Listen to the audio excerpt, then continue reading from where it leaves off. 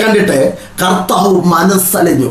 അവളെ കണ്ടിട്ട്, അതെ, ഈ വിധവയെ കണ്ടിട്ട്, 2 നഷ്ടങ്ങൾ ഏറ്റുവാങ്ങിയ ഈ പ്രിയപ്പെട്ട സഹോദരിയെ കണ്ടിട്ട് യേശു മനസ്സ് അലിഞ്ഞു. യേശു മനസ്സലിഞ്ഞു. ഹല്ലേലൂയ. നമ്മുടെ ദൈവം മനസ്സലിയുന്ന ദൈവമാണ്. നമ്മുടെ ദൈവം മനസ്സലിയുന്നതാണ്.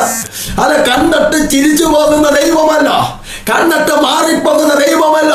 ആ ദൈവം പ്രവർത്തിക്കുമെന്ന് എന്നുവെച്ചാൽ കാനാവിലെ കല്യാണത്തിന് ആ കുടുംബത്തിനകത്ത് വലിയൊരു നഷ്ടത്തിന്റെയും വലിയൊരു അപമാനത്തിന്റെയും വിഷയം വന്നപ്പോൾ യേശു മാറി പോയില്ല. നാഴിക വന്നില്ലെങ്കിലും നാഴിക വരുവാൻ വേണ്ടി പ്രാർത്ഥിച്ച് അത്ഭുതം ചെയ്ത് ആ കുടുംബത്തെ മാറ്റിയ ദൈവമാണ്. ഒരു കുടുംബത്തെയും യേശു തഴഞ്ഞു കളഞ്ഞിട്ടില്ല. ഒരു കുടുംബത്തെ യേശു മാറ്റി നിർത്തിയിട്ടില്ല. അവരവർക്ക് വേണ്ടത് അതായ സമയത്ത് കർത്താവിൽ നിന്നുള്ള വിടുതലുകൾ ലഭിച്ചിട്ടുണ്ട്.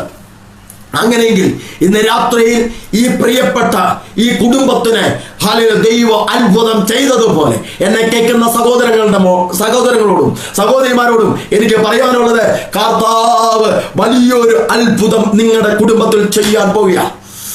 ജീവിതത്തിൽ ഇതുവരെ അനുഭവിക്കാത്ത, ഇതുവരെയും കാണാത്ത, ഇതുവരെയും അതിലേക്ക് പ്രവേശിക്കാൻ കഴിയാത്ത ദൈവ സ്നേഹം നിന്നെ തലോടാൻ പോവുക. അതെ, ഈ ബലത്തെ കരം സംബന്ധിച്ച് വേദനയായി ഭാരപ്പെടുന്ന വ്യക്തികളോട് ഇന്ന് കർത്താവ് പറയുക, നിന്റെ കരത്തെ ദൈവം സൗഖ്യമാക്കാൻ പോവുക. ബലത്തെ കരം കൊണ്ട് ഹല്ലേലൂയ ഒരു ജോലി പോലും ചെയ്യുവാൻ കഴിയാതെ, ഹല്ലേലൂയ സ്വത്രം ഒരു വെയിറ്റ് പോലും എടുക്കുവാൻ കഴിയാതെ ഭാരപ്പെടുന്ന ആ വ്യക്തിയോട് ദൈവാത്മാവ് പറയുകയാണ്, ഇന്ന് രാത്രിയിൽ കർത്താവ് നിന്റെ കരത്തെ സൗഖ്യമാക്കാൻ പോവുക. വിശ്വസിക്കുന്നവർ സ്വത്രം ചെയ്താട്ടെ, വിശ്വസിക്കുന്നവർ സ്വത്രം ചെയ്താട്ടെ. ദൈവപ്രവൃത്തി ആരംഭിക്കാൻ പോവുക. ഹല്ലേലൂയ സ്വത്രം. അവളെ കണ്ടിട്ട് യേശു മനസ്സലിഞ്ഞു. ഹല്ലേലൂയ. കരയണ്ട, സ്വത്രം, കരയണ്ട, ഇനിയും കരയണ്ട.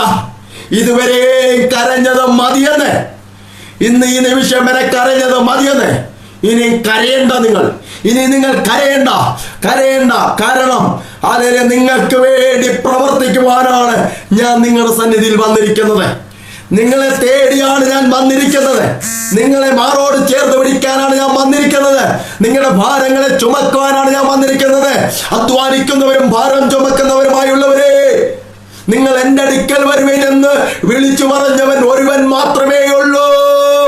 അത് നാം വിളിച്ചപേക്ഷിക്കുന്ന കർത്താവായ യേശു മാത്രമേ